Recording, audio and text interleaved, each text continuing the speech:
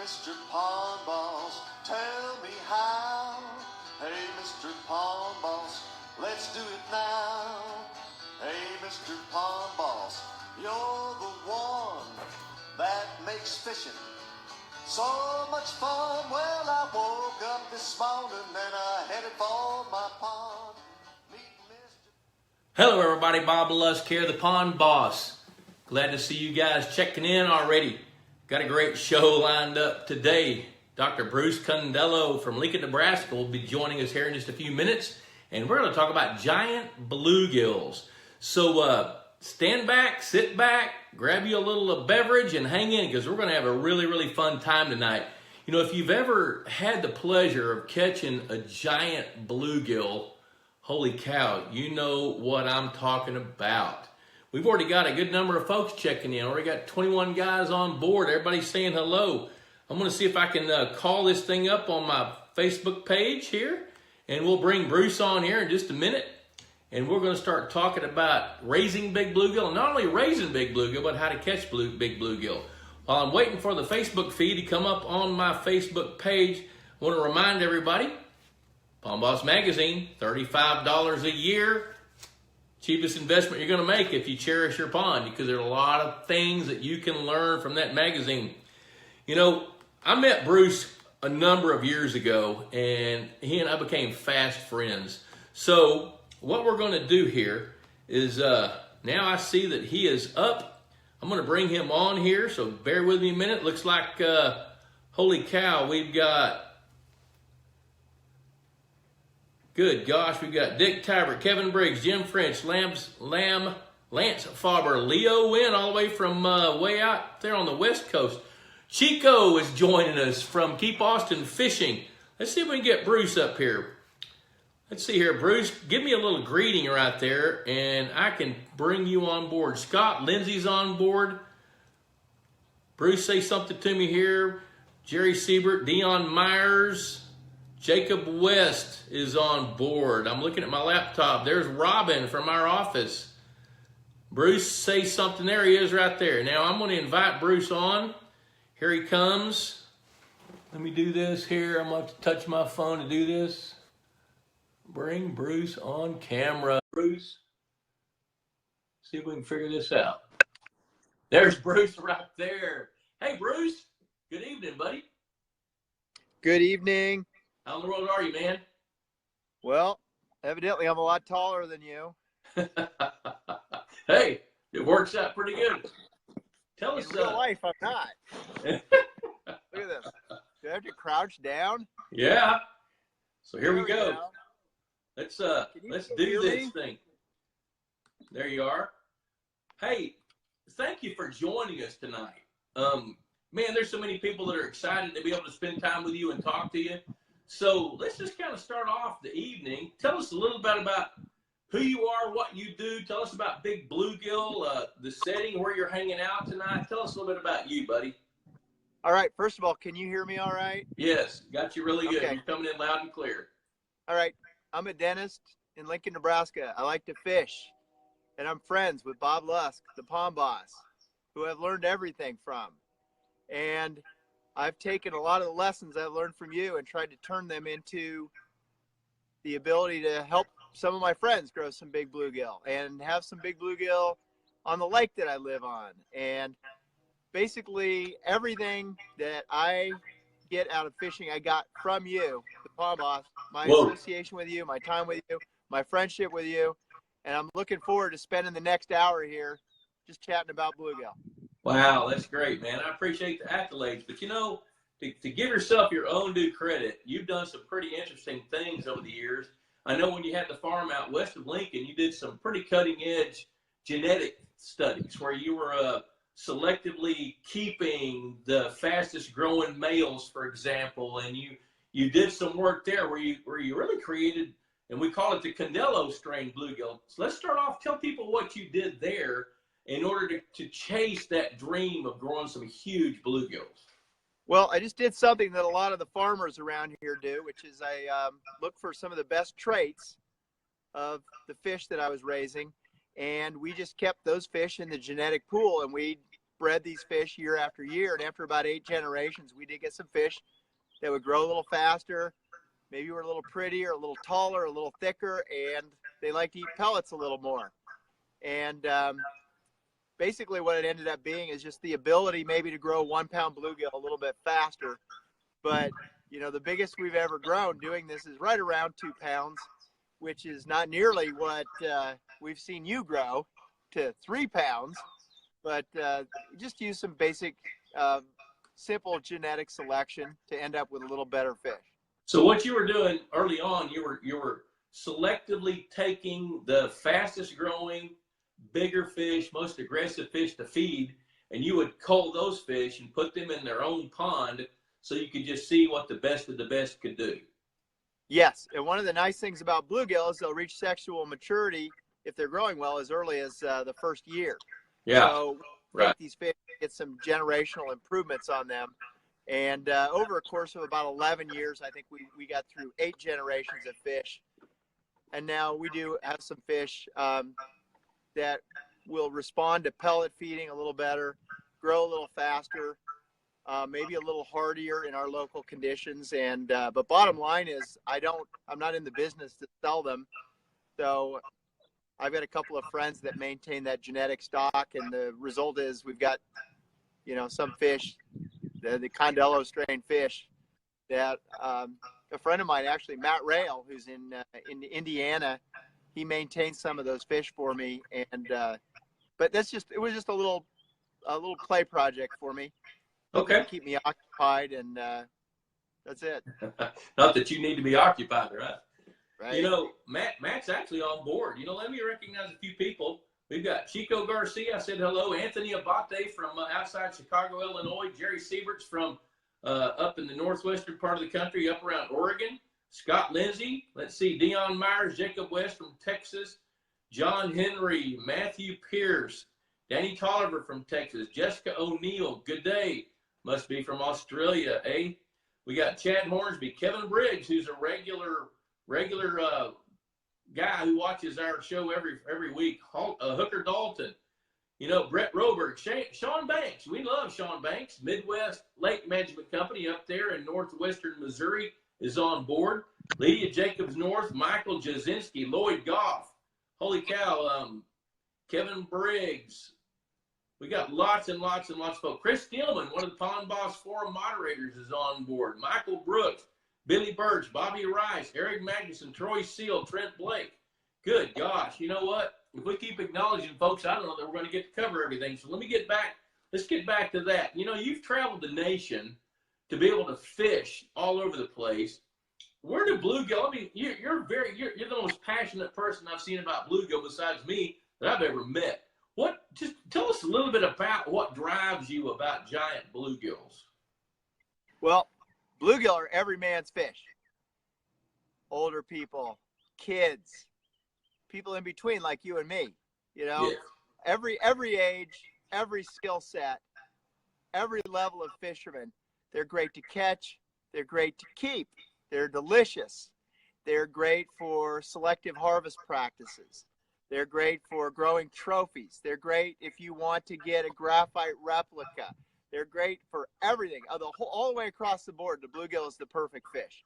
It's every man's fish, and I've always been interested in it and always will be. And right now, my dad is right behind me trying to catch one in 37-degree water. We'll see what happens. You've only had ice off just for a few days, right? What's that? Oh, yeah, we had ice just last week. I know some of our viewers right now probably have 20 to 40 inches of ice still as you go a little further north. But right here in Nebraska, we've just gone to open water, and within a week or two, we'll be catching some nice bluegill. That's great.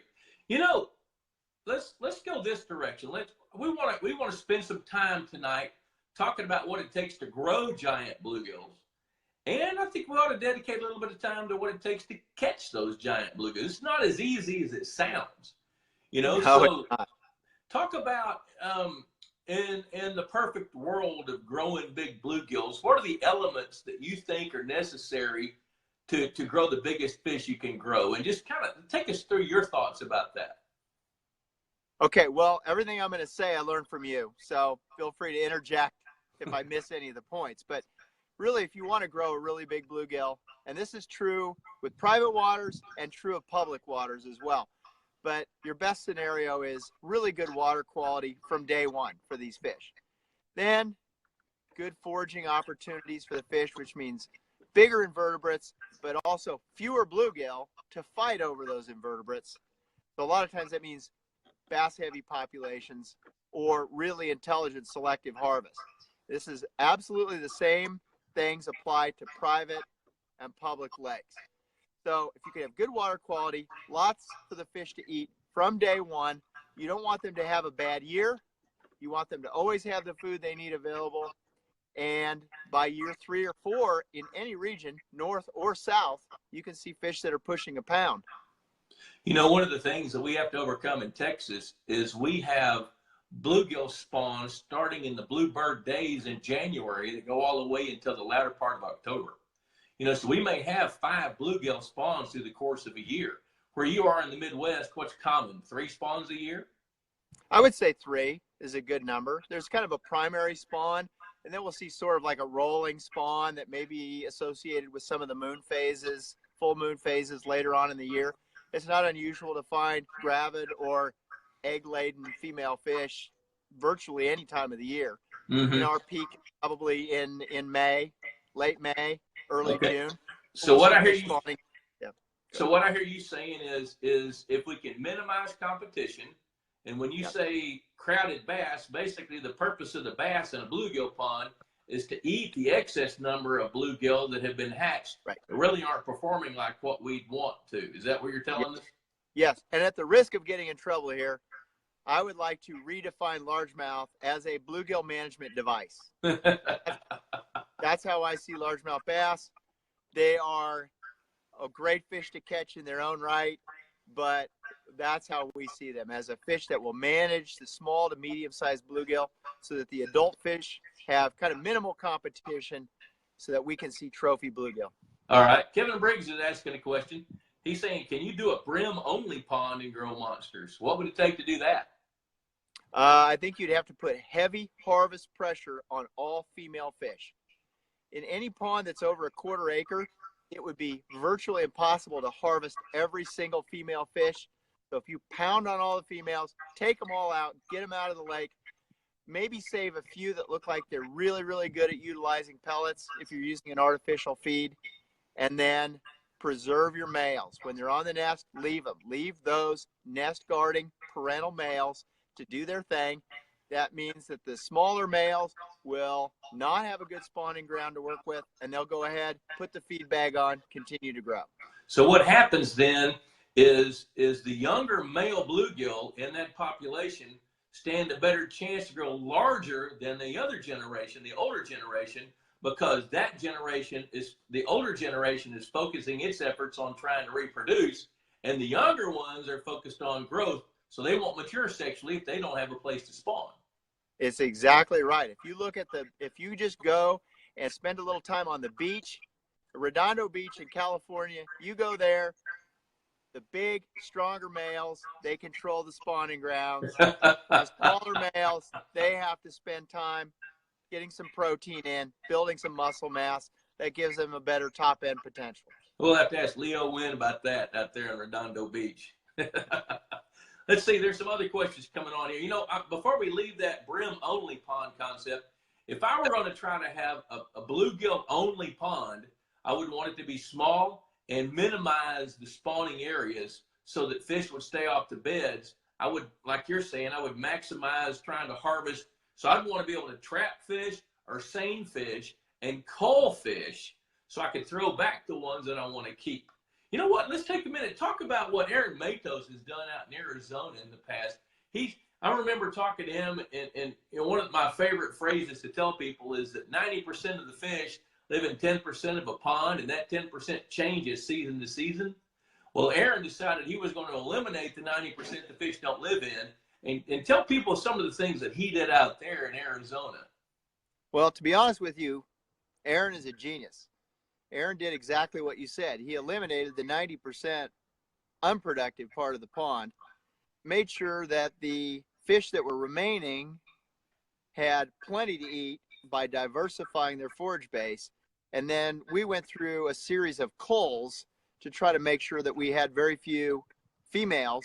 As a matter of fact, we went to the point of trying to make male-only ponds, which, you know, back to the bluegill-only pond question a little bit ago, the fewer females, the better. I know that's kind of counterintuitive. A lot of people think throw every female back, they reproduce. But in this case, you want less reproduction, which means fewer adult fish, but keep those fish healthy, keep them eating all the time. Yeah.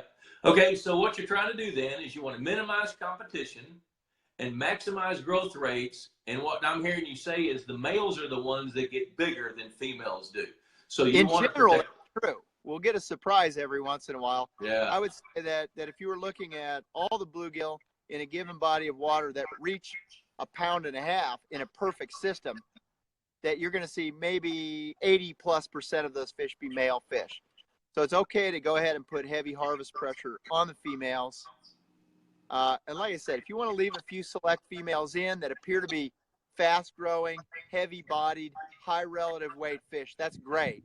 But I always put all my harvest pressure on the females. Got it. That makes good sense to me. Trent Blake asked this, or makes a statement. He says, seems like I've seen bigger gills in lakes with grass. What role does vegetation or habitat play in growth rates of bluegills? What's your opinion about that? Vegetation is, I mean, that is a lot of time a marker for what the quality of your water is. And you want quality rooted vegetation that utilizes a lot of the nutrients in the lake so that you end up with less single-celled algae, and then that bigger rooted vegetation with the big leaves, the big outgrowths, that's where the big invertebrates live. And the biggest bluegill will go in, work in clear water, in submergent and emergent vegetation, pluck off the dragonfly larvae, the damselfly larvae, the big mature mayflies that come out of that, and you end up a lot of times with a good breeding ground for the big invertebrates so your bluegill can grow huge. I get that. You know, I tell you, I've been able to grow some pretty big bluegill and be involved with other people, you know, clients and guests and things that where we've gotten some really majestic results, you know. Of course, your favorite, my favorite, is Richmond Mill Lake up over in North Carolina. Jim Morgan and Dave Bueller and those guys. That lake is 125 acres. The pH is 5.3, which is about 0.2 of a point off from fish not being able to reproduce. You know, the flow rate of that black water, they call it, tea-colored water, is somewhere between 7,000 to 10,000 gallons a minute flowing over the spillway. Yet that lake has grown some magnificent bluegills. You know, and to kind of toss out there for our audience, I think there are a number of factors at play. Number one is the habitat. You know, I preach habitat over and over and over. As goes the habitat, so goes what lives in it. You know, whether it's a population controlling number of bass, giant bluegills, or flyers, or whatever's in it. If you've got habitat for those fish, they're going to be more likely to succeed. You know, the second part is food chain. You know, a lot of people don't really realize that bluegill are predator fish, limited by their mouth size. So what are, where you are in Nebraska, I know what I see in Texas. I see grass shrimp, I see scuds, I see daphnia, I see, you know, all kinds of insects like you discussed about a while ago as a key source of food for bluegills. What else do you see as the food chain for bluegills? Well, you know, before I get into that, I need to make one little point here, and that is that I've grown some bluegill up to close to 2 pounds, but Bob Lusk has grown bluegill to 3 pounds. You caught those. I caught them. I did the easy part. You really made it easy for me. But these are not just 3-pound bluegills in legend or in myth. These are 3-pound bluegills that have sat on digital scales and been videotaped, measured, weighed officially 3+ pounds. And the only person that has ever done that in history, I guarantee you, is the guy there. Look at you. Ooh. Okay. Hey, you know, I tell you what, I'd love to take credit for that, but that particular lake is the coolest lake I've ever met. That lake, Richmond Mill Lake, has got aquatic plants that don't argue with each other. You know, it's got a food chain that is bolstered by feeding fish. Now, I'm a big believer in feeding fish. As a matter of fact, one of the things I'm really thrilled about is I got to spend quite a bit of time from I don't know, was it 1998 until about 2006, helping Purina Mills develop some really good fish foods. One of those fish foods is centered toward growing really big bluegills. Now, I know you've used Purina feeds, and, Purina's had their ups and downs with supply and demand and things like that. But I know that you've spent quite a bit of time feeding fish as well. What role do you see as fish food to grow these really huge fish? I'll throw my opinion out there in a minute. Let's tell the group about your opinion about that. Well, I think the goal should be that the fish never goes hungry. And if you look at the availability of invertebrates throughout the year at any lake, like Richmond Mill or the quarry in my background or any public lake, there's peaks and valleys in the availability. What a great setting, man. You got some Canada honkers coming right over your head. Right. So, but anyway, if you look at these peaks and valleys, one of the really nice things about even in a really exceptional system like Richmond Mill is that the pelleted feed can fill in the gaps. Like Bob, when you created this whole setup at Richmond Mill, you made it so that it was self-sufficient. You made it so that a lot of the invertebrates were going to be available for large portions of the year. But these pellets filled in the gaps. These fish never, ever went hungry. That's right. Okay, now I'm going to, wait a minute. All right, what do you got? Okay, you're not going to believe this. Show us something cool. Okay, Jenny, did you catch this? I did. Okay, my friend Jenny Phillips, who you've met her. Yeah. She did something. Okay, I told her, okay, everybody watch this. I see that there's 57 people watching. We got to get this up to like 80 right now. So anyway, I told her, I said, catch a big bluegill for me because I want to see a big bluegill during the broadcast.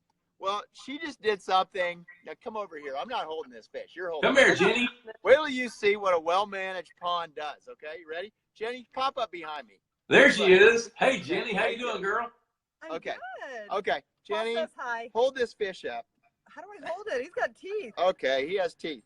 All right. I'll help you a little bit, all What right? do you got there, Bruce? You're not going to believe this fish, right? Let's check it out. You see it? You have to help me. Two of us together, okay? Here, all right. Look at this thing. We don't want to let it get out of the net. Holy cow. It's slimy as can be. Is that a Tiger Musky? This fish is gore. Oh! Wow. Whoa! Whoa. All right. Here, I'll get it. Right. Jenny, did you catch a Tiger Musky, honey? Yeah. Trying to catch a bluegill. That's not pretty at all. Jenny, get your face in there because that's your fish, baby. Look at you. Look at you. Smile. Pretend like you're holding it, okay? Yeah, right. All right. So well-managed waters. Woo, look at that. You know that thing's this fish is painted exactly like a 77 Camaro. Right? That's a 77 Camaro. Jenny, get your face down there. Smile. You just caught a beautiful fish. It wasn't a bluegill, so basically you screwed up, all right? I did. I messed This the is whole it. show This up. is a fail. This is a fail right here. This is what you call Pinterest I said, fail. yeah, I said catch a big bluegill. She caught that. A Tiger Musky. Wow. There we Smile. go. That's great. Pretend, put your face there. Pretend No. like, look at this. Wow. Okay, this is not a bluegill. What is she Now at? that is 34 pretty minutes to damn get the cool. Bluegill. All right, you want to see what catch and release looks like in Yeah, Nebraska? let's see it. You Come ready? on. Woo! We That heard the fish is splash. gone. Hi. Okay, that's called a bluegill fail, but it's also called an unbelievably good fish. So, Okay, so now, you know what? Let's switch back to the biology on that. Why in the world would you have Tiger Muskies in that lake? Did you do it because they have a role or just because you wanted a few Tiger Muskies? Well, okay. A serious answer? Yep. You want a serious answer? No, I want a real answer. A real answer is that a good friend of ours named Dave Willis did some research. Right? I noticed Matt's on board with us, by the way. Okay, good. Dave Willis did some research in some very amazing lakes in northwest Nebraska that regularly grew 2-pound bluegills. this does circle back around to the bluegill, all right? And one of the things is these Assacidae, like northern pike, tiger muskies, they will feed on a lot of the medium-sized bluegill. And anglers like you and me are not very efficient at knocking back 6 to 8 inch bluegill. They're not really good fish to target for eating, although I would love to eat 7-inch bluegill. But one of the things that these Assacidae do is they'll keep that medium-sized bluegill kind of pushed down. Like a largemouth bass will beat up on the 1 to 5 inch bluegill, and then it really takes an exceptional largemouth to eat the 6, 7s, and 8s. But those tiger muskies will eat those. So there's been a few tiger muskies introduced, and you know, I don't know where that thing came from. I've actually never caught one. How many? So Jenny, how many are in there? I asked Jenny. I said, please catch a bluegill, and that's the worst screw up ever. She just totally blew it. Well, I've met Jenny and watched her husband play the guitar. You know, they're pretty rock solid people, buddy. Yeah. But maybe she'll launch into a big bluegill here in a minute. So basically, what I'm hearing you say is tiger muskies can play a little bit of a role to help in the harvest plan, but you don't want very many of them. You're not stocking more than 2 or 3 per acre. Right. Is actually we're under 1 per acre here. Okay. Yeah. All right. You know what? I'm going to take a minute. Pond Boss Magazine, this is what fuels the economy of what you're getting to see today. $35 a year, 6 magazines per year. We've also got, coming out in this issue is our annual resource guide. If you subscribe to Pond Boss Magazine for $35 a year, go to the pondboss.com website. It's pretty easy to do. Then we will also, if you'll subscribe in the next 24 hours, we'll send you a poster of all the sunfish. It doesn't have one of Jenny's gigantic Aesops right there, tiger muskies, but we'll throw in a poster, which we sell for like $7. So we'd love to have you join us.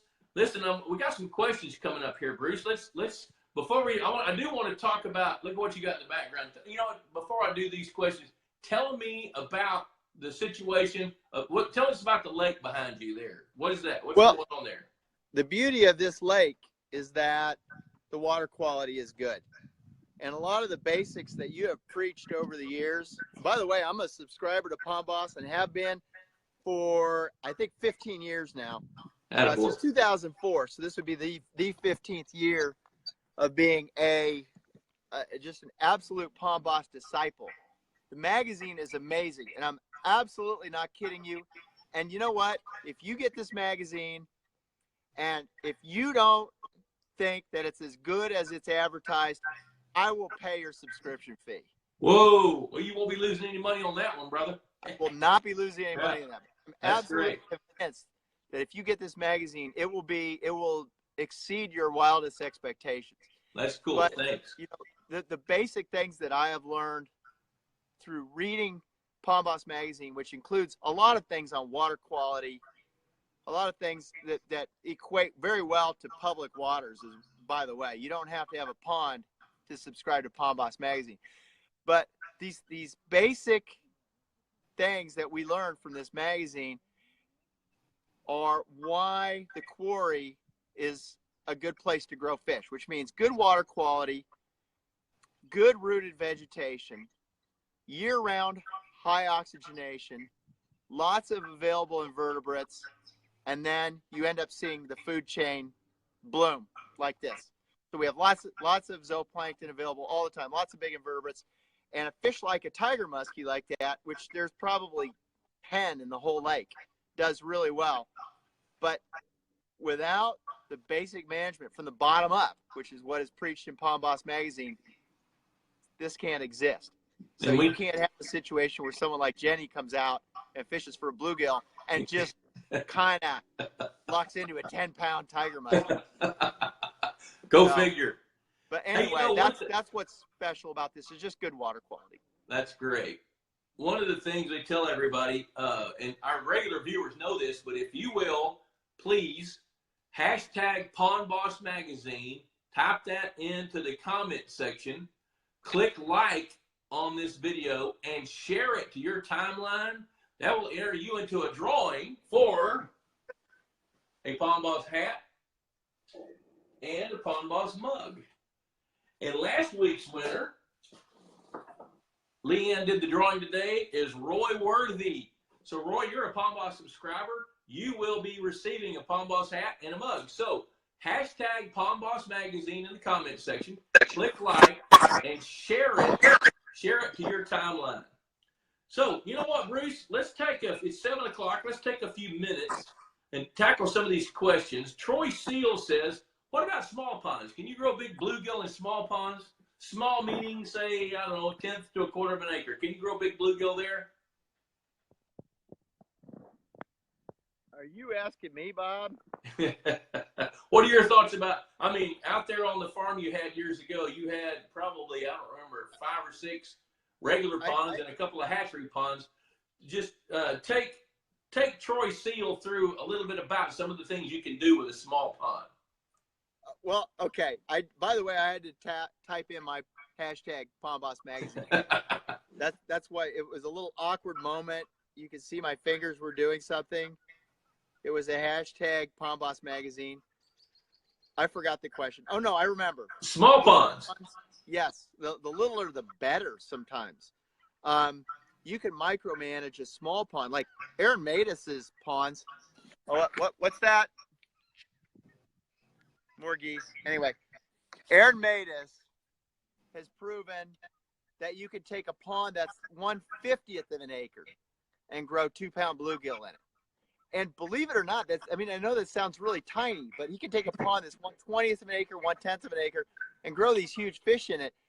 And it's because he follows the basics that we've been talking about over and over again, which is watching the water quality, making sure there's a lot to eat from day one. Genetics are important, but they're not as important as eating. Your fish eat all the time.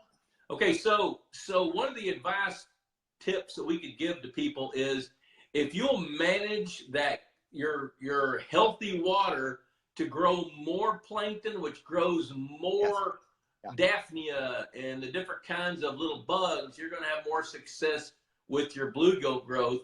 And you see feeding as supplemental. I'm a big fan of Purina. You've gone both ways. You've used Purina and you used Optimal, and Optimal promoted this video tonight for us.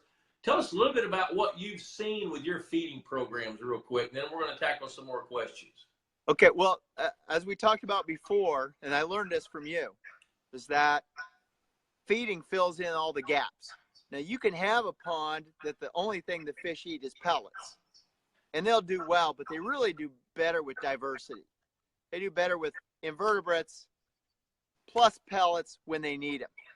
And I've had great success in the past with the Purina product, currently using the Optimal product. Amazing. My fish are growing like crazy, But Are you go ahead. I'm sorry. Well, I was just going to say, if it's good utilizable protein and you feed it to fish that have potential, younger fish, but also have some other diversity, other things they can eat, anywhere in this country you can grow 1 to 2 pound bluegill.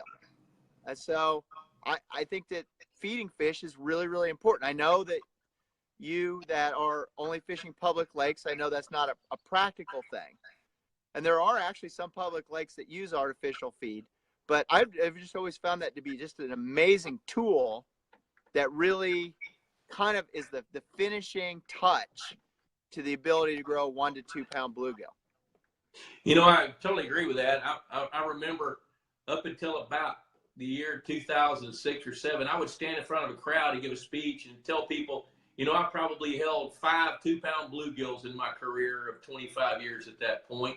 And I probably held 20 that are 1.5 pounds, but I have held thousands that are 1 pound to 1.25 pounds. You can grow bluegill to 1 pound and 1.25 pounds. Then the whole world changed. Now, my world started to change with Purina Mills when they zeroed in on the nutrition for those fish and started to develop some more fish meal-based fish foods with the better vitamin package and things for bluegills. That's when I started seeing bluegills explode. And my gosh, I mean, I have probably held 2,000 bluegill bigger than 2 pounds, you know, and a good number, 300 or 400 that are bigger than 2.5 pounds.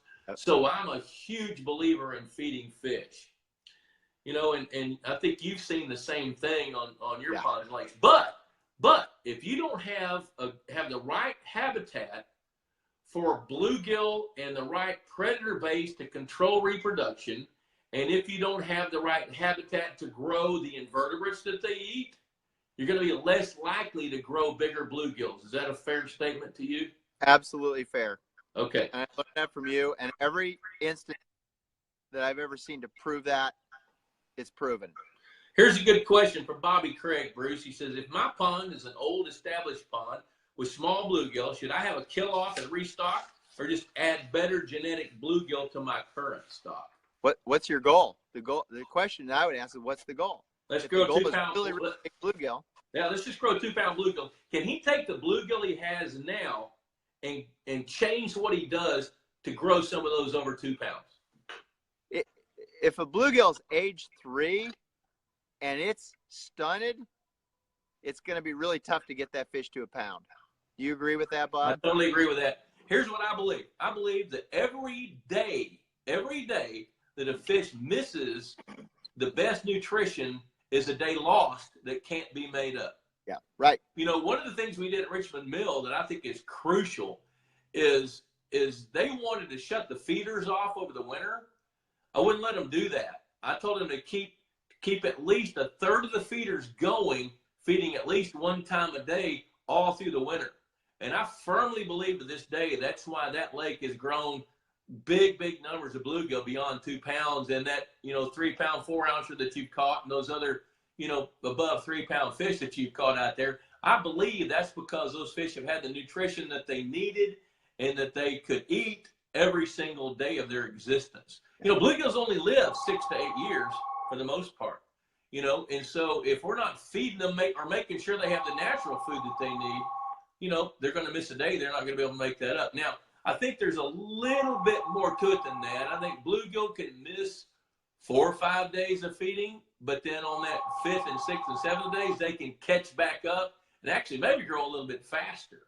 You know, so I do think there's some gap things in the food chain, but I do think you got to be feeding those fish. What do you think? Shout out to Gato Ventura. Gato Ventura just did hashtag Palm Bass Magazine. He catches the big bluegill.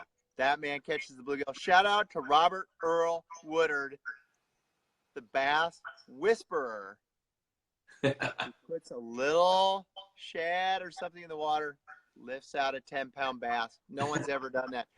I'd like to make a quick, by the way, these are like famous people that are watching right now. If you're watching this, you're in the midst of famousness. But anyway, I would like to just say something real quick, Bob, if that's okay with you. This show is going so well, but I'm going to apologize personally because we're not doing a very good job of answering all the individual questions that are coming on. So what I'd like to do is keep this show rolling, keep everything rolling. We need to do this again sometime, and we'll make a show that's just answering questions. Okay. Because this is like, we got a lot of interest here. I'm seeing people that are asking questions, and we're having such a good conversation that we're not getting a chance to address some of these questions.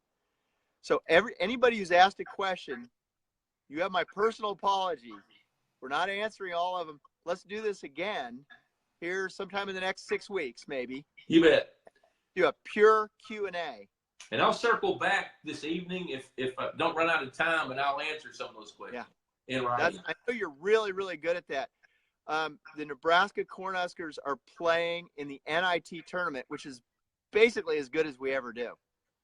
And at 8 o'clock, I'm going to be watching that, probably with a lot of angst and a lot of depression. But as you answer some of those questions, I just want you to know, anybody who's asking these questions, if I haven't answered them, it's not because we're blowing you off. It's just because we're just on a roll. We're going to do this again. Yeah, that's right. Anyway, was there a question in there somewhere? I'm lost. Yeah, you know what? Let's circle back on this.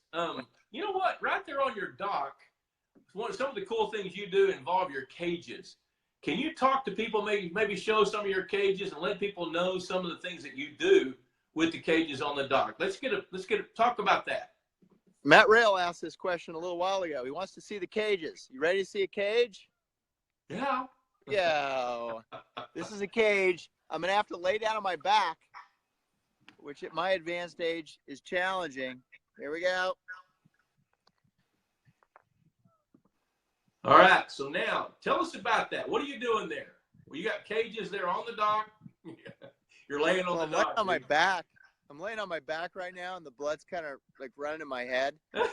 Let's look at Jenny. There's Jenny. Wave. Jenny's All right. a bigger Tiger Musky than I've ever caught in my life. I kind of hate her right now. Yeah, that was a pretty cool fail right there, man.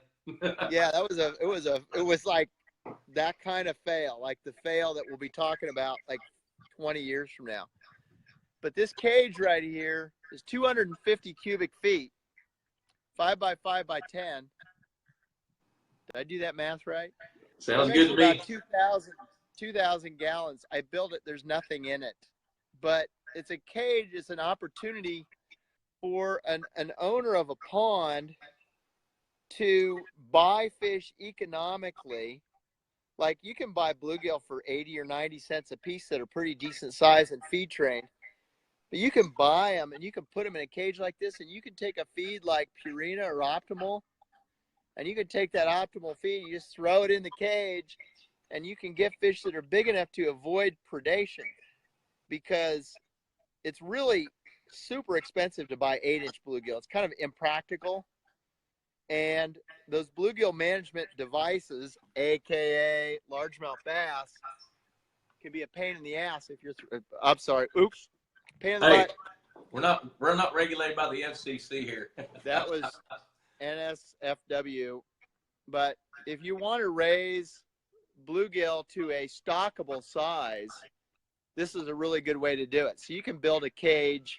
You can buy your 3- and 4-inch bluegill from someone like Matt Rail, and then you can take those fish. You can put them in the cage, grow them to 6 so they can avoid predation, and you can take a small body of water like this and make an impact on the type of fishery that you've got, and actually have some meaningful influence on the type of fishing you've got in the lake without throwing all your money away. Because I think you taught me this, Bob, but like buying 8 dozen fathead minnows is not, you're just tossing money to the wind, right? Yep. Anthony Abate just kind of exemplifies that with the question he asked. He says that I preach it takes about 10 pounds of bait fish for a bass to gain 1 pound. It takes 10 pounds of insects or 10 pounds of bait fish for a bluegill to gain 1 pound. But see, the thing people don't really understand is if you were to take 10 pounds of fathead minnows and wring out all the water, you've got about 1.5 pounds to 2 pounds of goodies. So with the feed that we're feeding, the conversion rates there are astonishing. It's like 1.2 to 1.3 pounds of feed per pound of gain on bluegill, but you're feeding dry weight. And Sean Banks just chimed in. He says feeding significantly, statistically, closes the time gap to get to the big bluegills. That's the truth. And yeah. Sean should know. He's been in the fisheries management business for quite a bit of time, and I think part of growing huge bluegill is all about the time that it takes to get them there. And if you, like I said earlier, if you're wasting time by not providing the food and clean water and air in a lot of cases, and keeping them from competing against each other using bass or tiger muskies or whatever your choice is based on where you are in the country, then you're going to increase your odds of growing some great big fish. See what Sean Banks said? His kids just heard their first cuss word. Yeah, that's sure. Hey. I believe that. Hey, I want to just a quick shout out to Sean Banks' lovely children. He has 2 wonderful daughters who love to fish and hunt. And this is like the kids that everybody wants to raise. This is the kids that love the outdoors, appreciate fishing, appreciate hunting. But Sean's son still thinks he's a Tyrannosaurus Rex. And I know he's kind of young, but Sean's going to have to break it to him at some point that he's not a T-Rex. And so, that's on you, Sean. Okay, well, that's parenting 101 right there for Bruce Condello. He's raised a couple of his girls knowing that they're not T-Rexes. Hey, Bruce, Greg Thrower asks, how's the catchability of these large bluegill? And then Dick Tabbert kind of follows that up. He says, I find that when you feed, it makes it all that much harder to catch fish on artificial bait. Live bait, which I seldom use, I do catch more fish. So let's switch gears. We've learned a little bit about how to grow big fish, but now it's time for us. You know what? If we grow a 2-pound bluegill and we can't catch it, what difference does it make? So, you know, I have been around a lot of great anglers, you know, Bill Dance and Jimmy Houston, and I would put you up against any of those guys. I would. I've watched you. Dude, it's almost like you've got an innate ability to understand the way fish behave. So take us through a little bit of, oh, there's a small pond. Matt Rail's asking about your raceway there. Take a minute and explain what you got going on there, and then talk about what it takes to catch some fish. We'll spend the rest of our time talking about catching some of these giant bluegills. Okay, well, this still circles back to everything I've learned on Pond Boss, which is give the fish water quality, give them food. Give them an opportunity, and they'll grow big. You can do all the genetics in the world. You can get the very best genetic fish, but if they don't eat, they won't grow. Or if they have cruddy water quality. I said cruddy, so as not to offend Sean's kids. But, you know, just having chances to just grow some fish, give them some feeding opportunity, like pellets, is kind of the way to get to the holy grail, which is the really, really big fish. In most natural systems, fish will spend 3 months, 6 months, 9 months out of the year without really being able to eat. And most ponds left to their own devices, that's just kind of the natural way of things. And so one of the things that is preached on Pond Boss is give these fish the best opportunity 12 months out of the year. Give them a chance to grow, and they'll do it. They'll do it. Even fish with average genetics will grow big.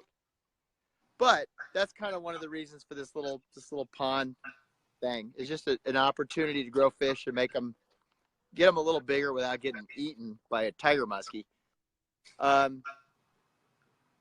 You keep asking me these good questions, Bob, and then I talk about your small pond right there beside there. So Bruce lives on a rock quarry, basically a 10-acre rock quarry. There's houses all the way around it, and so a couple of years ago, you decided to build your that small pond, and you built that for several reasons. It's framed with rock, and you have a plastic liner in it, and you're pumping water out of the lake, overflowing back into the lake. And what's the mission for that small pond? The mission is the same thing if you're a biologist and you have a raceway, which is just a chance to get a fish a little head start. All the fish that we have here in the quarry, really 90% probably of their forage is natural. But sometimes it's just nice to have an opportunity to grow a fish big enough so that it doesn't get eaten by the bluegill management device. Largemouth bass. I love largemouth. I'm not dissing largemouth. Well, it's a nice discussion. I'm not saying that largemouth suck. I'm just saying they have their place in the world. And their place in the world is to make bluegill bigger. And you know what? Here's something I tell people. When I first started figuring out about how to grow big bluegill, it was happening for me in some lakes where I really didn't plan on it. And when I've got a number of clients in Texas who will call me and say, hey, Lusk, I want to grow the biggest largemouth bass I can possibly grow. And I'll tell you this, everywhere I manage for trophy largemouth bass, we're growing bluegill close to 2 pounds. There's Jenny. Hey, Jenny. We're growing bluegill 2 pounds and bigger in these trophy bass lakes. Scott Hanner's asked a question. He says, my bluegill are 3 years old. I weighed one last week that was 1.5 pounds. I'm currently feeding 4 times a day. I rarely catch a female. Is there any reason for seeing and catching more males? Oh, okay. Give me that one more time, Bob. Okay. Scott Hanners has 3-year-old bluegill. he caught one that's 1.5 pounds. He's feeding 4 times a day, and he rarely catches girls. He only catches boys. Is there a reason for that? Well, I found that the females and males kind of separate themselves. Like there are times where if you use particular methods or particular locations, I've had times where I've caught all females and thought that's all there is left. And I've had times where I've caught all males and I'm like, okay, I've got all the females out of here now. So it may just be a situational thing where wherever he's fishing just happens to be where those fish hang out. Yep. It's really hard in a pond to over harvest males or females. Yep. It really is. Yeah. We've tried. I've got the same experience. Really, in the small ponds, I think they're a lot easier to manage because we've got a seine where we can drag through it and go through every single fish and then cull the ones we want, take those out, and the ones we want to select and leave, we can put those back in there. So that works pretty good. Okay, let's switch gears. We got about 10 minutes left. Let's talk about catching those big fish. Okay. School us on that. Okay. All right. Here's my opinion on catching big fish. Now, anybody who's seen some of the pictures of the big bluegill that I catch, I want to make it perfectly clear, it has nothing to do with my angling skill.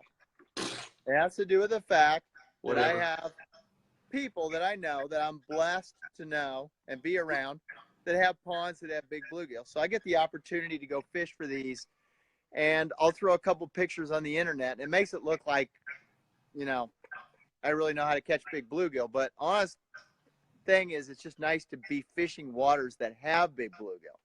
So if you want to catch big bluegill, here's how you do it. If you are a public water fisherman,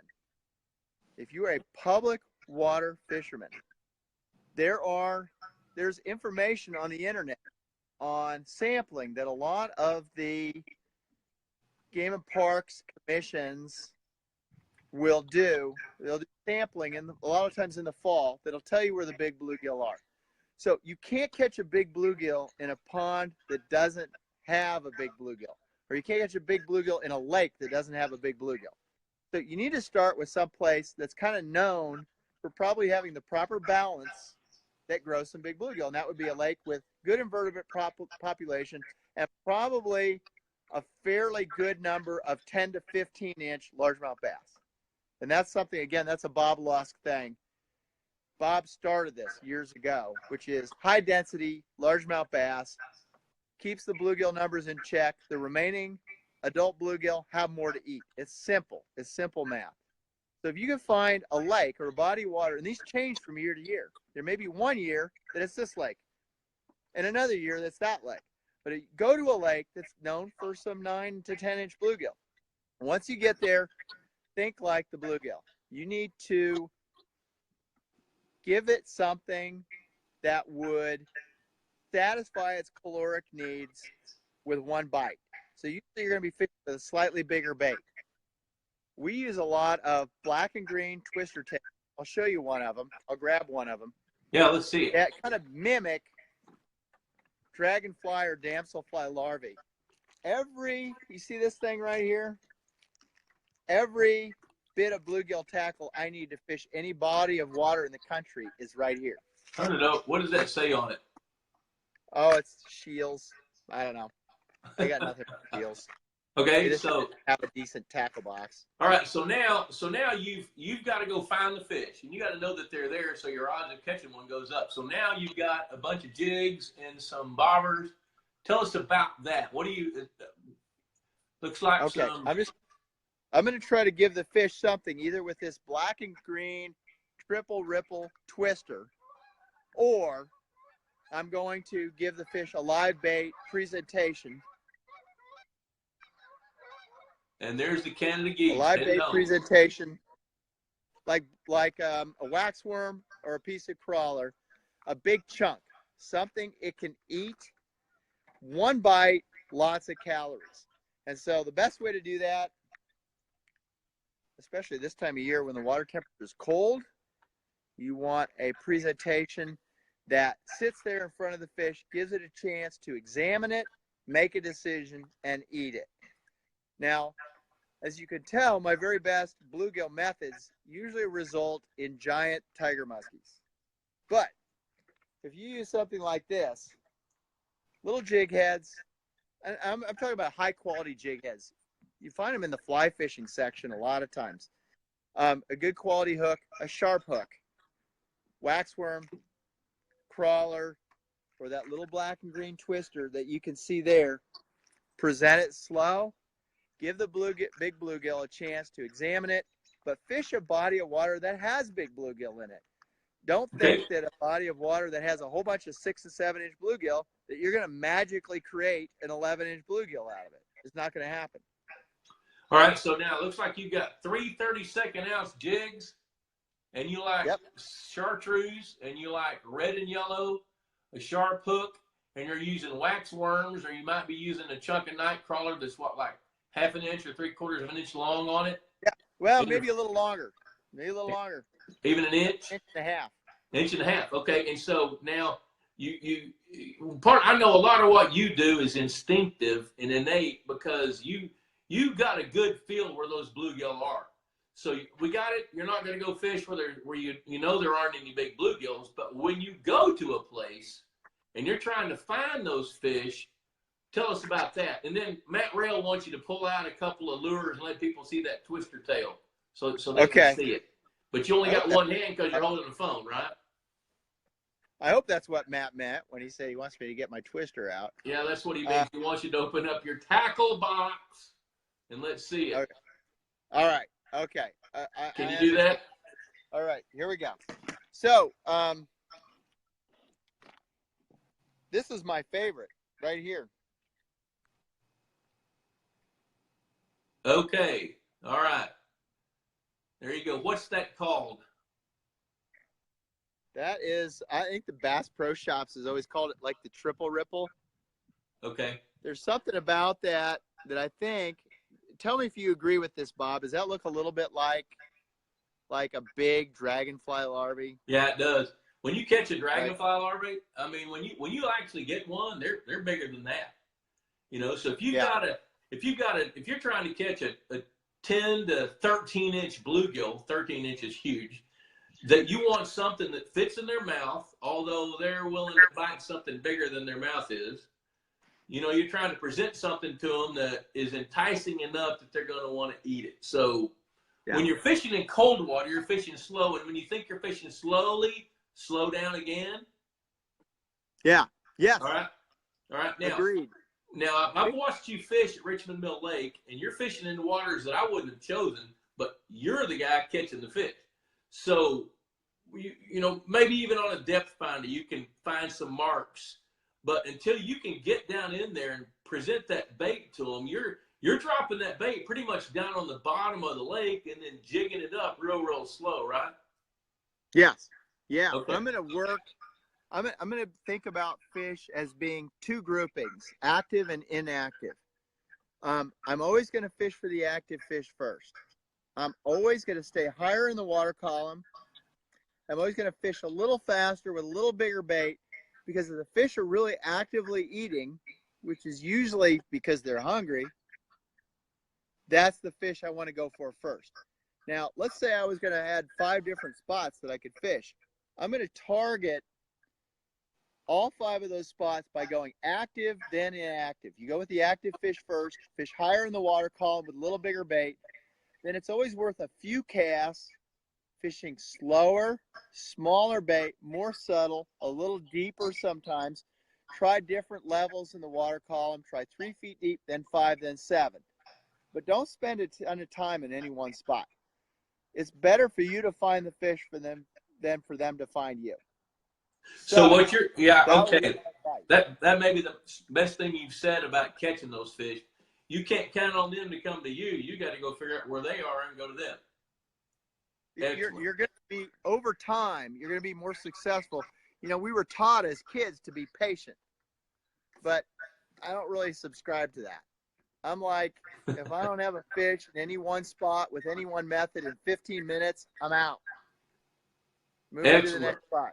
Excellent advice. Excellent advice. Well, wow, what a great hour, man. It's already flown by. We're knocking on the door at 7:29. So if you were just going to kind of summarize your thoughts about huge bluegill, tell people about that and how do people find you online? So, Okay, just well, give me a summary. Well, a long time ago, I used to try to do this as kind of a part-time thing. But what I found is there's people out there like Matt Rail, Sean Banks, people who just know a lot more about it than I do and who do this professionally. And so I'm just more of a, let's have fun with this. Let's learn about it. Let's create a learning experience. Let's give kids a chance to fish. Let's give seniors a chance to fish. Let's do this just so everybody knows more. But you can find me on bigbluegill.com because that's our website. And we have a Facebook page that features a lot of fun, big fish. But really, honestly, and sincerely, this circles back around to just what Pond Boss means. Pond Boss is what this is all about. The magazine, the website. This is really about finding that group of people who care about what you do, how you do it, and do it right. And if you've got, really, if you have a pond, you have to subscribe to Pond Boss magazine. If you don't, though, you really should be paying attention to the types of things they teach, which is, again, finding the right water quality, then using that to your advantage to catch the biggest fish that you can catch. Boy, good stuff. Bruce Condello, glad you joined us. My closing comments are clean, healthy water, outstanding habitat for all the elements that you need to meet your goals, a great food chain, good genetics, and a sound harvest plan. You're going to reach your goals. So listen, I want to thank everybody for watching tonight. Subscribe to Pond Boss Magazine, hashtag Pond Boss Magazine. Share this video, please. Click on share it to your timeline, and look for us next week, same time, Wednesday evening, 6:30, 7:30. Good night, Bruce. Thanks for joining us, buddy. Thank you, Bob. It's really a privilege to do stuff like this with you, and everything you've done for me, I really appreciate. And thanks for the time. Love what you do. Let's keep it going. Ditto. We'll do it again. We'll match back up with you here before long. All right. All right. Adios. Good night, everybody. Thanks. Hey, Mr. Pond Boss, tell me how. Hey, Mr. Pond Boss, let's do it now.